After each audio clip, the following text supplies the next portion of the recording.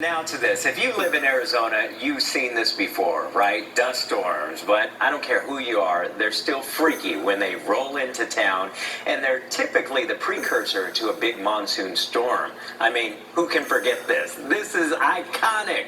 This is Jamie's famous live shot right in the middle of a dust storm, exactly where you do not want to be, because as we've reported in the past, this could be really bad for your health, especially if you're caught right in the middle like that.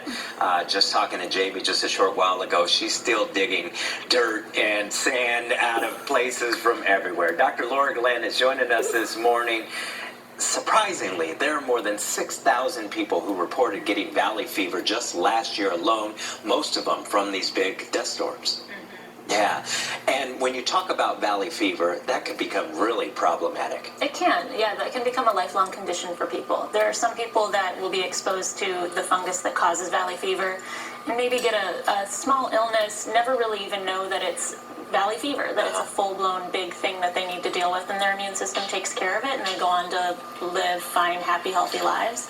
And maybe find incidentally in the future, oh, I've got a nodule in a lung that shows up on an x-ray, and oh, guess what? It was valley fever. But then there are other people that will get valley fever and go on to have serious health consequences from it. What is valley fever? So it's a fungal disease.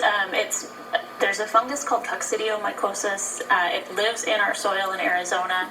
What happens is it kind of lays dormant, and when we get some moisture from like the monsoon rains, it starts becoming a little more active in the soil, and then we get a little dry, the winds pick up, it gets into the air, we breathe it in, and then we become infected.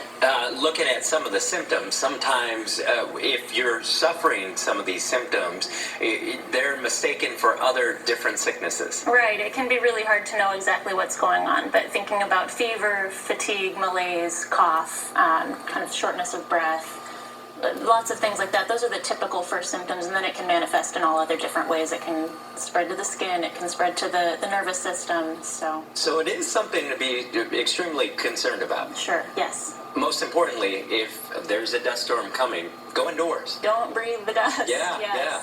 That's the biggest way to keep it, fight it back.